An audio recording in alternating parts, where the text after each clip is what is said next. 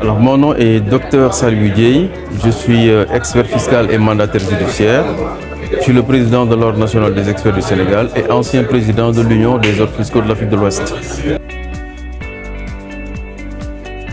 Mais l'initiative, elle est très importante parce qu'elle regroupe beaucoup de pays. Donc nous sommes 14 pays qui sont engagés dans l'Union. Et c'est également une plateforme d'échange qui permet en fait aux représentants des différents pays d'échanger sur des sujets majeurs. Donc le sujet de cette année, c'est la souveraineté fiscale en Afrique. Alors quand vous parlez de souveraineté fiscale, et vous voyez en fait comment en fait réformer par vous-même vos impôts. Alors réformer par vous-même vos impôts, surtout en fait que dans le passé, on nous dictait plus ou moins le sens en fait dans lequel les réformes doivent aller.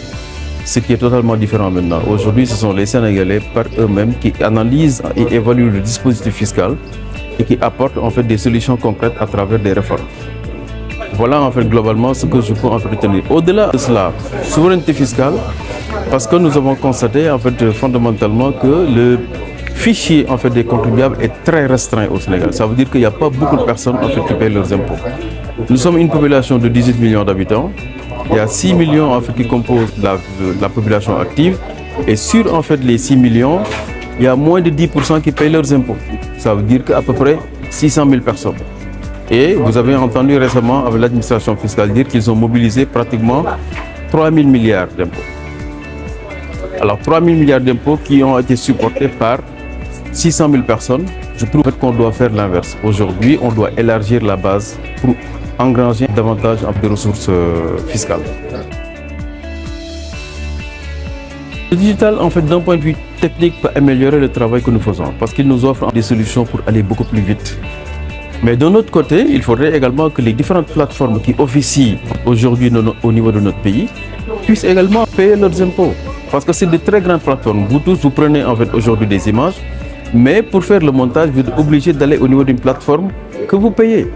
Mais ces plateformes, ils encaissent votre argent sous la barre de l'administration fiscale sans pour autant payer aucun impôt.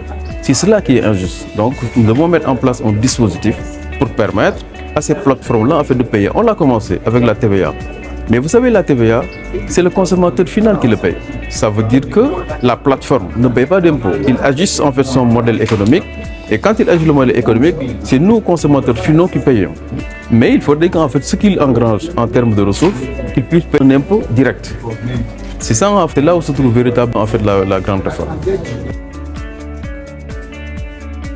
Écoute, par rapport aux événements passés, franchement, nous avons atteint un niveau qu'on n'a jamais atteint en termes de participation, en termes en fait, d'investissement en fait, sur le volet scientifique.